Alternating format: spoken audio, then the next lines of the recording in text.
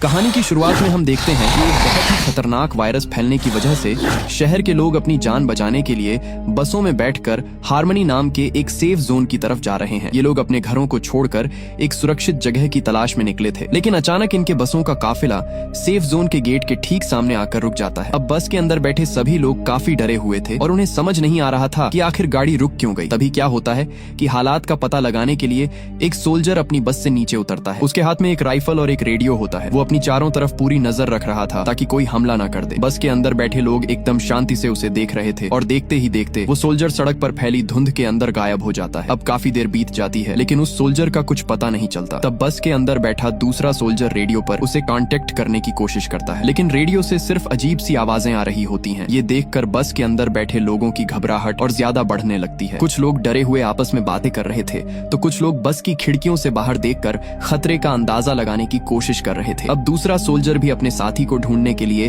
बस से बाहर निकलने का फैसला करता है, लेकिन जैसे ही वो बस के दरवाजे से बाहर कदम रखता है, वो ज़ॉम्बी सोल्जर तुरंत उस पर हमला कर देता है और बहुत ही बुरी तरह से उसके गर्दन पर काट लेता है। अब वो ज़ॉम्बी सोल्जर पूरी तरह से वायरस के कंट्रोल में था और वो बस के अंदर घुसने की कोशिश करने लगता है। ये देखकर बस के अंदर बैठे लोगों में हड़कंप मच जाता है और सभी लोग यहाँ वहाँ भागने लगते हैं। तभी जैक और पैट्रिक नाम के दो आदमी हिम्मत दिखाते हैं और अपनी जगह से उठकर उस ज़ॉम्बी सोल्जर को धक्का देकर बस से बाहर निकाल देते हैं और जल्दी से बस का दरवाजा अंदर से बंद कर देते हैं। जब वो ज़ॉम्बी सोल्जर बस से दूर जा रहा होता है, तब जैक की नजर उस मरे हुए सोल्जर की राइफल पर पड़ती है जो नीचे गिरी हुई थी। जैक फैसला करता है कि वो इस हथियार को लाएगा ताकि बाकी लोगों की जान बचा सके। वो बहुत ही संभल कर उस मरे हुए सोल्जर के शरीर के पास जाता है, लेकिन जैसे ही वो राइफल उठाने के लिए नीचे झुकता है, तभी वो सोल्जर जिसे सब मरा हुआ समझ रहे थे, वो एकदम से अपनी आंखें खोल देता है और जैक के ऊपर हमला कर देता है। जैक खुद को बचाने के लिए पूरी कोशिश करता है और उसको गोली मारकर गिरा देता है, लेकिन जैक की ये राहत ज्यादा देर तक नहीं टिकती, क्योंकि तभी वो देखता है कि सामने से ज़ॉम्बी का एक बहुत बड़ा झुंड उनकी तरफ चला आ रहा है। ये देखकर जैक बुरी तरह डर जाता है और वो खुद को बचाने के लिए जल्दी से बस के नीचे जाकर छुप जाता है। वहीं दूसरी तरफ पैट्रिक पूरी ताकत लगाकर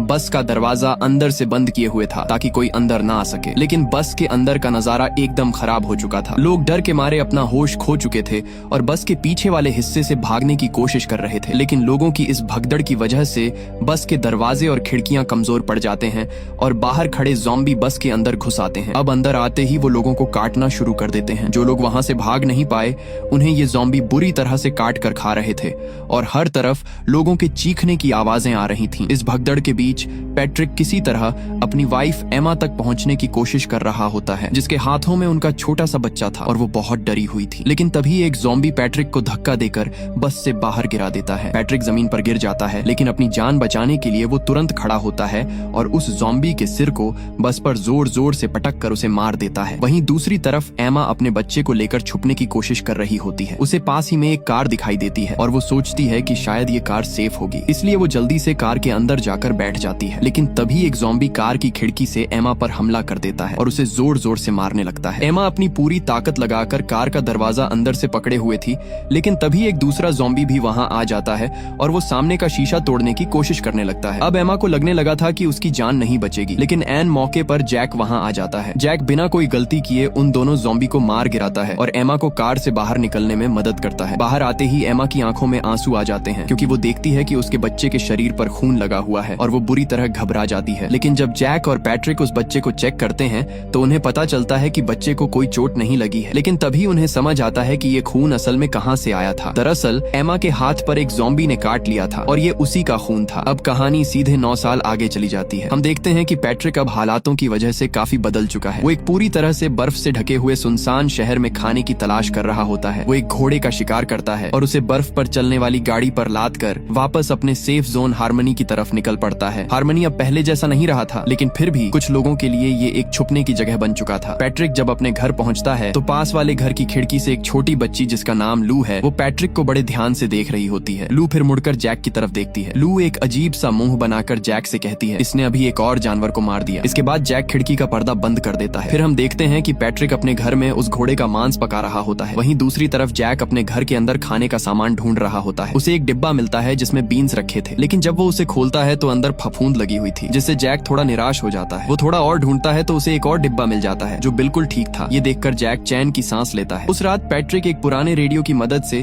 बाकी बचे हुए लोगों से बात करने की कोशिश करता है। वो रेडियो के बटन घुमाकर चैनल सेट करने की कोशिश कर रहा था, लेकिन उसे सिर्फ अजीब सी आवाजें ही सुनाई देती हैं। जब कोई जवाब नहीं मिलता तो पैट्रिक परेशान होकर खुद से ही बातें करने लगता है, जैसे कोई उसकी बातें रेडियो पर सुन रहा हो। इसके बाद वो अपनी दूरबीन उठाता है और सामने जैक के घर की तरफ देखने लगता है। वो दूरबीन से देखता है कि जैक छोटी बच्ची लू को सुला रहा है। पैट्रिक अपने घर से ही धीरे से गुड नाइट बोलता है, ये सोचते हुए कि काश वो बच्ची उसकी आवाज सुन पाती। अगली सुबह जैक उठता है तो वो देखता है कि लू का बिस्तर खाली है। वो थोड़ा परेशान हो जाता है और उसे पूरे घर में ढूंढने लगता है। तभी वो देखता है कि लू किचन में है और खुद से नाश्ता बनाने की कोशिश कर रही है। जैक उसे थोड़ा सख्त आवाज में डांटता है कि वो बिना बताए नीचे क्यों आ गई। लू को थोड़ा बुरा लगता है और वो कहती है कि वो उसे जगाना नहीं चाहती थी, लेकिन जैक उसे समझाता है कि हमें सुरक्षित रहने के लिए बनाए गए नियमों को मानना ही पड़ेगा। माहौल को थोड़ा हल्का करने के लिए जैक उसे एक कुकी देता है। लू बड़ी चालाकी से उस कुकी को अपनी जेब में छुपा लेती है और तुरंत जैक से एक और कुकी मांग लेती है। जैक थोड़ा हंसता है और उसे दूसरी कुकी दे देता है। उसे लू की इस चालाकी का बिल्कुल पता नहीं चलता। इसी बीच पैट्रिक के घर की तरफ उसके कुत्ते के भौंकने की आवाज आती है, जिससे पैट्रिक जाग जाता है। वो कुत्ते को चुप कराने के लिए घर से बाहर आता है और देखता है कि उसका कुत्ता बाउंड्री के पास खड़ा होकर कहीं और ध्यान लगाए हुए है। असल में लू उस कुत्ते से मिलने के लिए बाउंड्री के पास आ गई थी और वो वही कुकी कुत्ते को खिला रही होती है जो उसने अपनी जेब में छुपाई थी। जब कुत्ता बाउंड्री के दूसरे हिस्से की तरफ भागता है तब हम देखते हैं कि लू ने बाउंड्री के नीचे एक इतना बड़ा गड्ढा खोद लिया था जिससे कोई भी इंसान या चीज आसानी से आर पार जा सके। कुछ देर बाद जैक घर से बाहर आता है और खाली डिब्बों पर गोलियां चलाकर अपनी निशानेबाजी की प्रैक्टिस करने लगता है। वहीं लू घर के बरामदे में बैठकर अपनी गुड़ियों के साथ खेल रही होती है। खेलते खेलते लू जैक से कहती है कि उसे भी बंदूक चलानी है, लेकिन जैक उसे तुरंत मना कर देता है। ये सुनकर लू को गुस्सा आ जाता है। वो अपनी गुड़ियों को साइड में फेंक देती है और कहती है कि अब वो बड़ी हो गई है और इन खिलौनों के साथ नहीं खेलेगी। इसके बाद वो जैक से कहती है कि वो उसके साथ खेले। जैक मान जाता है और वो दोनों साथ में खेलने लगते हैं। जैक को लू के साथ बिताए गए ये छोटे छोटे पल बहुत अच्छे लगते थे। जब ये दोनों खेल रहे होते हैं तभी ये देखते हैं कि पैट्रिक बाहर से कुछ सामान ढूंढकर वापस आ रहा है, लेकिन जैक उसे कोई हेलो नहीं बोलता, बस शांति से उसे आते हुए देखता रहता है। उसी रात जैक लू को एक बॉक्स देता है जिसमें लू की माँ का सामान रखा हुआ था। लू वो बॉक्स देखकर थोड़ी हैरान होती है और पूछती है कि हम लोग क्या मना रहे हैं। इससे पहले कि जैक कोई जवाब दे पाता, बाहर से हैप्पी बर्थडे गाना बजने की आवाज आने लगती है। ये गाना पैट्रिक के घर से एक लाउड स्पीकर पर बज रहा था। गाना सुनकर लू मुस्कुराने लगती है और समझ जाती है कि आज उसका जन्मदिन है। असल में पैट्रिक ने अपने घर पर लू के लिए एक केक बनाया था, लेकिन जैक के साथ उसकी दुश्मनी होने की वजह से वो केक लेकर उनके घर नहीं जा सका, इसलिए उसने हार मानकर वो केक अपने कुत्ते को खाने के लिए दे दिया। रात को लू जैक से पूछती है कि जब ये वायरस नहीं फैला था तब लोगों के जन्मदिन कैसे होते थे। जैक उसे बताता है कि पहले पार्टियों में बहुत सारे गुब्बारे होते थे, बड़े बड़े केक होते थे और बहुत सारे बच्चे आते थे। लू उसकी बातें बड़े ध्यान से सुन रही होती है, लेकिन उसे थोड़ा अजीब लगता है क्योंकि उसने आज तक अपने अलावा किसी और बच्चे को नहीं देखा था। लू जैक को ये भी बताती है कि उसे अपनी माँ की कोई भी बात याद नहीं है। तब जैक कहता है कि जब तुम्हारी माँ गुजरी थी तब तुम बहुत छोटी थी, इसलिए तुम्हें कुछ याद नहीं है। इसके बाद लू पूछती है कि क्या सच में कभी ज़ॉम्बीज होते थे। जैक उसे शांत करने के लिए कहता है कि हाँ, वो पहले एक बहुत बड़ा खतरा थे, लेकिन अब इतनी ज्यादा ठंड पड़ने की वजह से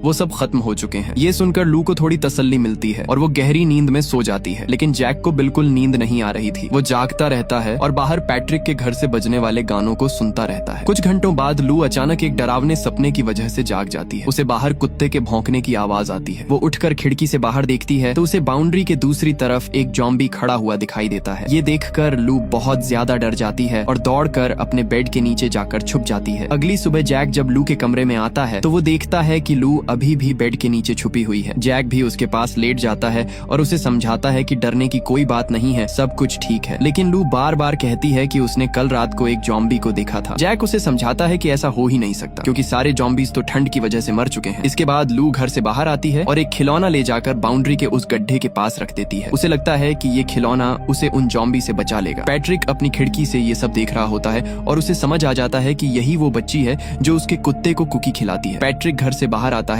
और बहुत ही प्यार से लू को समझाता है कि अगर वो ऐसे कुत्ते को अपना खाना खिलाएगी तो वो बीमार पड़ सकती है। ठीक उसी वक्त जैक घर से दौड़ता हुआ बाहर आता है। वो बहुत गुस्से में था। वो पैट्रिक से कहता है कि वो लू से दूर रहे और उससे बात करने की कोशिश बिल्कुल ना करे। इसके साथ ही जैक उसे धमकी देता है कि अगर तुम्हारे कुत्ते ने भौंकना बंद नहीं किया तो मैं उसे गोली मार दूंगा। पैट्रिक को यह सुनकर गुस्सा तो आता है, लेकिन वो मामले को शांत करने के लिए अपने कुत्ते को चुप रहने के लिए कहता है। इसके बाद हम देखते हैं कि पैट्रिक एक पुराने और सुनसान गोदाम में कुछ जरूरी सामान ढूंढने के लिए आता है। इस जगह को देखकर पैट्रिक को वो पुराना वक्त याद आ जाता है जब वो आखिरी बार अपनी वाइफ एमा के साथ यहाँ आया था। उस वक्त भी ये जगह इतनी ही डरावनी और खाली थी, लेकिन एमा के साथ होने की वजह से पैट्रिक को डर कम लग रहा था। था। बातों बातों में हम फ्लैशबैक में देखते हैं कि उस दिन पैट्रिक से गलती से एक रैक नीचे गिर गया था, जिससे बहुत जोर की आवाज हुई थी। ये सुनकर एमा घबरा गई थी और उसने धीरे से पैट्रिक को डांटते हुए कहा था कि चुप रहो, नहीं तो वो ज़ॉम्बी हमारी आवाज सुन लेंगे। लेकिन पैट्रिक उस वक्त गुस्से में था, इसलिए उसने ताना मारते हुए एमा से कहा था कि तुमने यही बात जैक को भी कही होगी जब तुमने मेरे पीठ पीछे उसे धोखा दिया था। ये पुरानी कड़वी बातें आज भी पैट्रिक के दिमाग में घूम रही थीं और उसे अपने किए पर बहुत पछतावा हो रहा था। अचानक पैट्रिक का ध्यान वापस अभी के वक्त पर आता है। उसकी नजर सामने एक रैक पर रखी एक गुड़िया पर पड़ती है। पैट्रिक को लगता है कि ये गुड़िया लू को बहुत पसंद आएगी, इसलिए वो बड़े प्यार से उस गुड़िया को उठाता है और अपने बैकपैक में रख लेता है। वो गोदाम में थोड़ा और आगे बढ़ता है, लेकिन तभी उसे जमीन पर किसी जानवर का खून से सना हुआ शरीर पड़ा मिलता है। ये नजारा इतना अजीब था कि पैट्रिक तुरंत अपने कदम पीछे खींच लेता है और तभी अंधेरे में से एक ज़ॉम्बी गुर्राते हुए बाहर निकल आता है। उसके चलने का तरीका बहुत ही अजीब था। पैट्रिक बिना एक भी पल बर्बाद किए अपने कुत्ते के साथ बाहर की तरफ भागने लगता है। वो जल्दी से गोदाम के बाहर आता है और दरवाजे को बाहर से लॉक कर देता है, जिससे वो ज़ॉम्बी अंदर ही फंस जाता है। पैट्रिक जल्दी से अपनी स्नो मोबाइल पर बैठता है। वहीं अंदर फंसा हुआ ज़ॉम्बी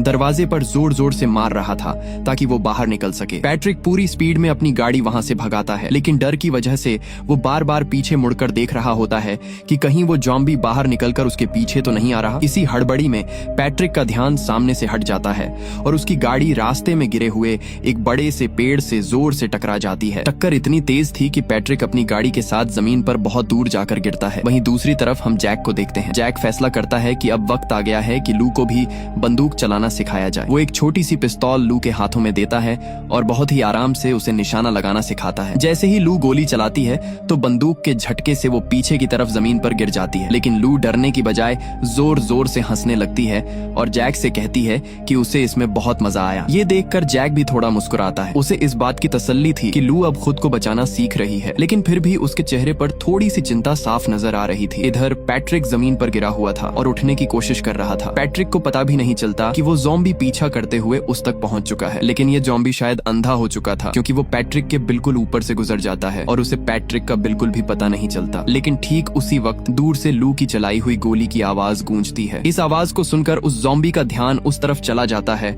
और वो उसी तरफ भागने लगता है। पैट्रिक समझ जाता है कि अब जैक और लू की जान खतरे में है। वो जल्दी से अपनी स्नो मोबाइल उठाता है और उस ज़ॉम्बी को रोकने के लिए तेजी से उसका पीछा करने लगता है ताकि वो जैक के घर तक ना पहुंच सके। घर के बाहर जैक बाउंड्री के पास एक खरगोश को देखता है और उस पर अपनी बंदूक तान लेता है। इससे पहले कि जैक गोली चलाता, उसे स्नो मोबाइल के इंजन की तेज आवाज सुनाई देती है। वो देखता है कि पैट्रिक पूरी स्पीड में उसकी तरफ आ रहा है। पैट्रिक जोर से चिल्लाकर जैक से कहता है कि जल्दी से घर के अंदर जाओ और तभी पैट्रिक जैक को बचाने के लिए अपनी स्नो मोबाइल सीधा उस ज़ॉम्बी के ऊपर चढ़ा देता है, लेकिन इस टक्कर की वजह से पैट्रिक का बैलेंस बिगड़ जाता है और वो खुद भी जमीन पर गिर पड़ता है। पैट्रिक जल्दी से अपनी बंदूक उठाने की कोशिश करता है, लेकिन वो ज़ॉम्बी बहुत ही फुर्ती से पैट्रिक के ऊपर हमला कर देता है। लू घर के अंदर से ये सब देख रही होती है। वो चिल्लाकर जैक से कहती है कि उस ज़ॉम्बी को गोली मारो, लेकिन जैक लू से कहता है कि तुम अंदर जाओ और दरवाजा बंद कर लो। पैट्रिक उस ज़ॉम्बी से खुद को छुड़ाने के लिए पूरी ताकत लगा रहा होता है, लेकिन जैक अपनी जगह पर खड़ा सोच में पड़ा रहता है और उसके हाथ में बंदूक कांप रही होती है और उसी पल वो ज़ॉम्बी पैट्रिक की गर्दन पर बहुत ही बुरी तरह से काट लेता है। पैट्रिक का कुत्ता अपने मालिक को बचाने के लिए उस ज़ॉम्बी पर कूद पड़ता है, लेकिन वो ज़ॉम्बी कुत्ते को भी काट लेता है और उसे जमीन पर दबा देता है। पैट्रिक किसी तरह अपनी बंदूक उठाकर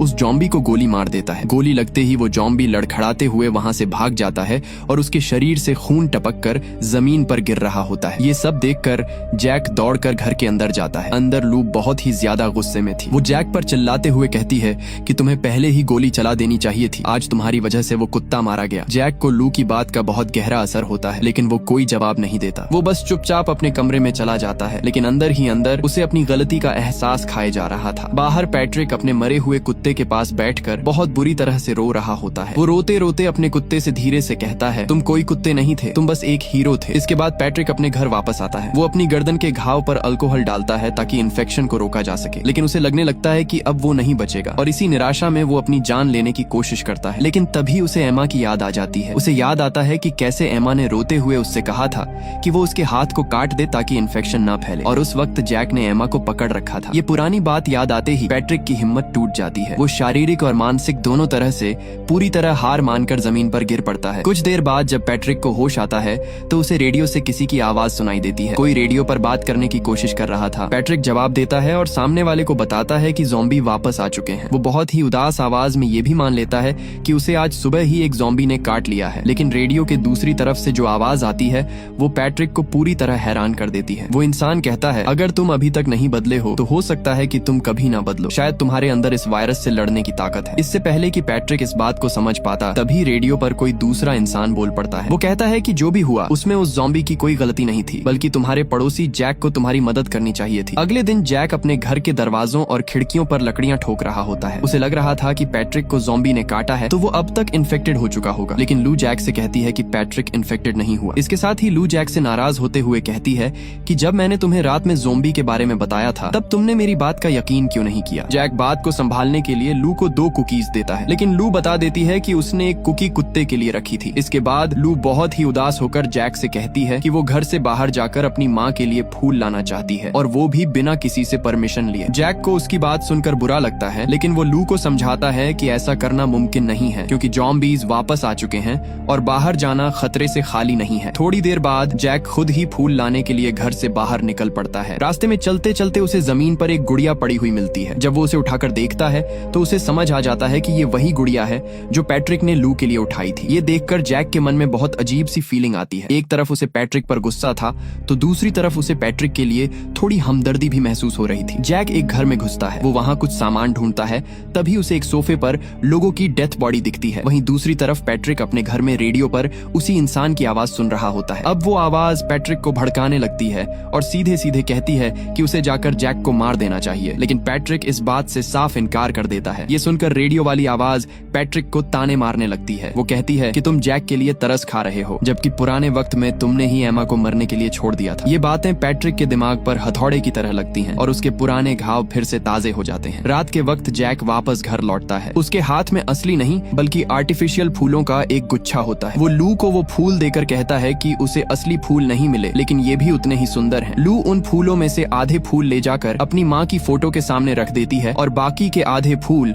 अपने पास रख लेती है। कुछ देर बाद लू चुपके से घर में रखी एक रिवॉल्वर उठाती है, बाउंड्री के उसी गड्ढे से रेंगते हुए बाहर निकलती है और पैट्रिक के मरे हुए कुत्ते की कब्र पर बाकी बचे हुए फूल रखने के लिए चली जाती है। जब जैक खिड़की से लू को बाहर जाते हुए देखता है तो वो तुरंत उसके पीछे भागता है। लू बाउंड्री के पास खड़ी होकर वो फूल रख ही रही होती है कि तभी पीछे से एक ज़ॉम्बी निकलकर धीरे धीरे उसकी तरफ आता है। लू डर के मारे उस पर गोली चलाने की कोशिश करती है, लेकिन वो ज़ॉम्बी उसके हाथ मारकर उसे गिरा देता है। ठीक उसी वक्त जैक वहाँ पहुँच जाता है और उस इन्फेक्टेड को धक्का देकर जमीन पर गिरा देता है। जैक को इतना गुस्सा आ रहा था कि वो अपने मुक्कों से उस ज़ॉम्बी को बुरी तरह मारने लगता है, लेकिन वो ज़ॉम्बी भी पलटवार करता है और अपने नाखूनों से जैक के सीने पर एक गहरा कट लगा देता है। सीने पर चोट लगने के बाद भी जैक नहीं रुकता और उस ज़ॉम्बी को तब तक मारता रहता है जब तक कि उसकी जान नहीं निकल जाती। जैक जब लू को देख रहा होता है, जिसे इस हाथापाई में थोड़ी चोट लग गई थी, तभी वहाँ पैट्रिक आ जाता है। पैट्रिक ने अपनी बंदूक जैक की तरफ तानी हुई थी। जैक उसे शक की नजर से देखता है, लेकिन तभी पैट्रिक गोली चला देता है। गोली जैक को नहीं बल्कि उसके ठीक पीछे खड़े एक दूसरे इन्फेक्टेड को लगती है। पैट्रिक ने असल में जैक की जान बचाई थी। उसी रात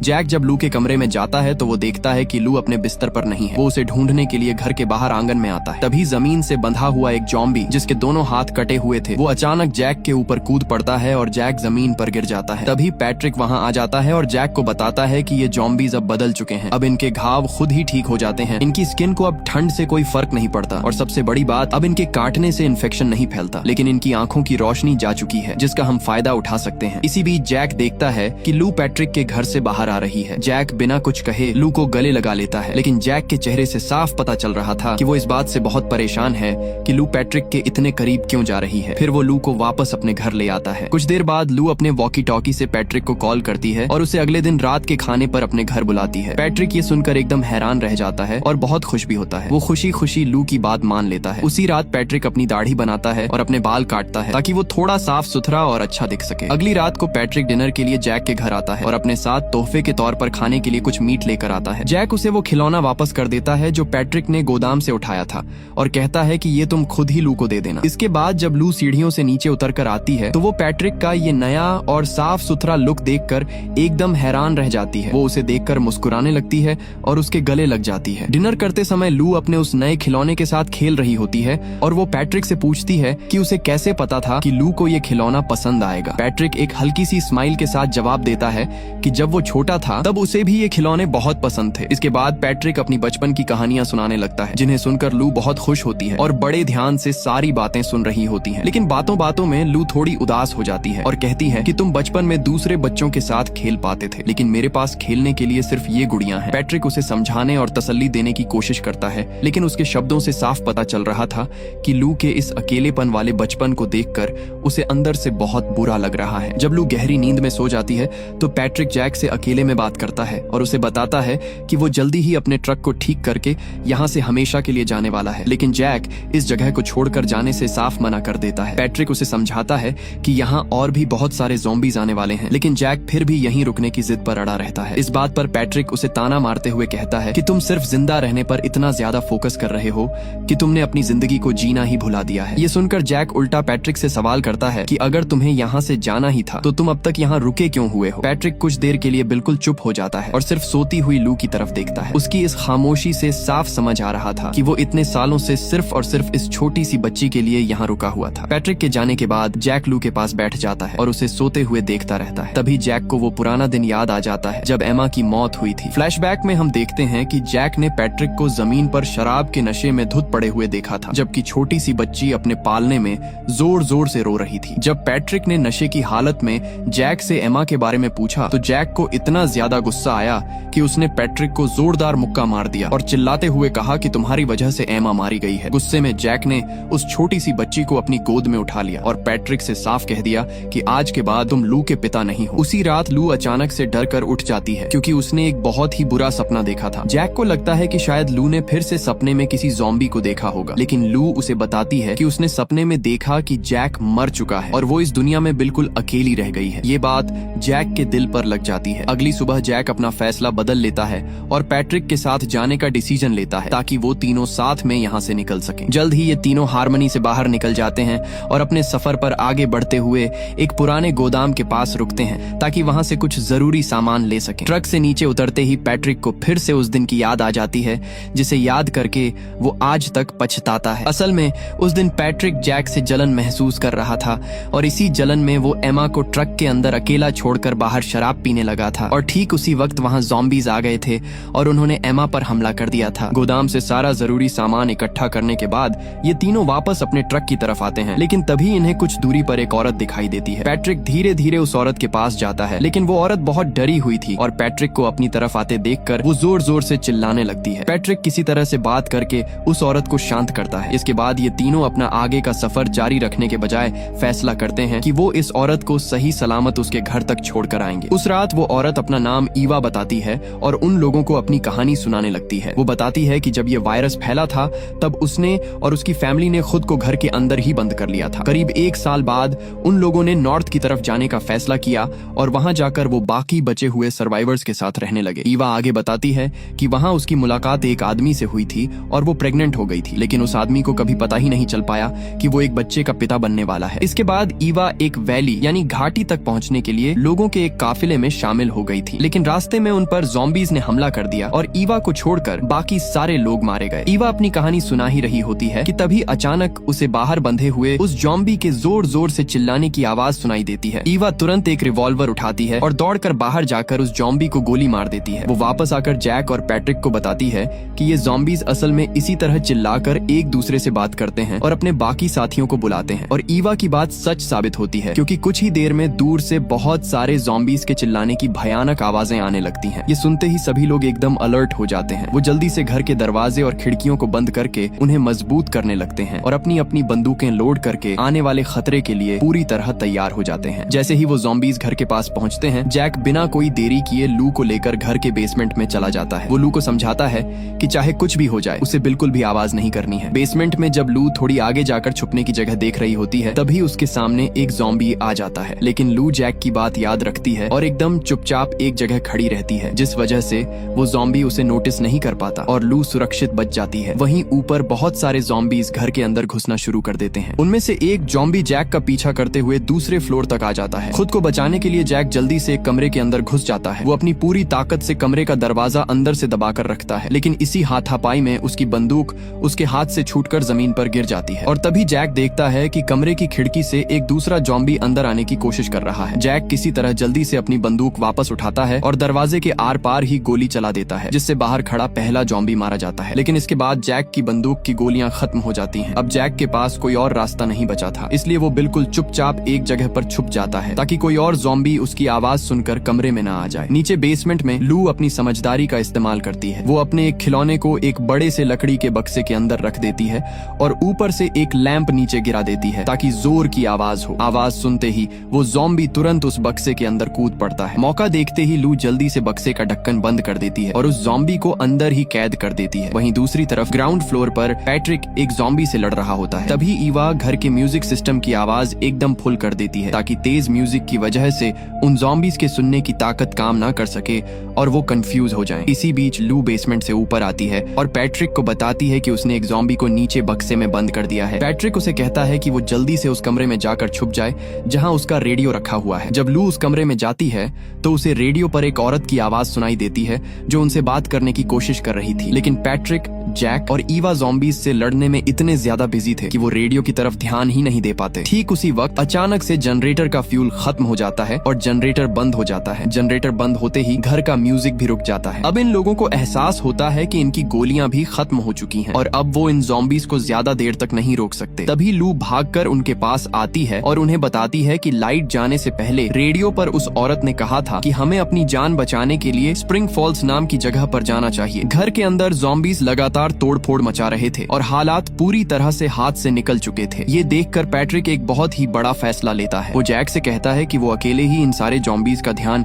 अपनी तरफ भटकाएगा ताकि तुम तीनों यहाँ से सुरक्षित बाहर निकल सको। पैट्रिक लू के पास जाता है, उसके माथे पर प्यार से किस करके उसे अलविदा कहता है। इसके बाद वो एक फ्लेयर जलाता है और जैक की शॉटगन अपने हाथ में लेकर सीधा बाहर की तरफ निकल पड़ता है। पैट्रिक घर से बाहर आते ही रास्ते में मिलने वाले ज़ॉम्बीज पर गोलियां चलाने लगता है। गोलियों की आवाज और फ्लेयर की तेज रोशनी देखकर सारे के सारे ज़ॉम्बीज पैट्रिक की तरफ दौड़ने लगते हैं। पैट्रिक ने उन सभी का ध्यान अपनी तरफ खींच लिया था। इसी बीच जैक, लू और ईवा को मौका मिल जाता है और वो तीनों दौड़कर अपने ट्रक तक पहुंच जाते हैं। वहीं पैट्रिक ज़ॉम्बीज से बचते हुए पेट्रोल से भरे कुछ बड़े ड्रम्स के पास पहुंच जाता है, लेकिन तभी एक ज़ॉम्बी पीछे से पैट्रिक पर जोरदार हमला कर देता है। पैट्रिक जानता था कि अब उसका यहाँ से बचकर निकलना नामुमकिन है, इसीलिए वो अपनी जान की परवाह किए बिना ड्रम से बह रहे पेट्रोल में आग लगा देता है। आग लगते ही वहाँ एक बहुत बड़ा धमाका होता है। अपनी जान की बाजी लगाकर पैट्रिक ने वो ब्लास्ट किया था जिसमें वहाँ मौजूद सारे के सारे ज़ॉम्बीज जलकर खत्म हो जाते हैं। आखिर में हम देखते हैं कि जैक, लू और ईवा हार्मनी शहर से बहुत दूर निकल चुके हैं। वो लोग रास्ते के किनारे अपना ट्रक रोकते हैं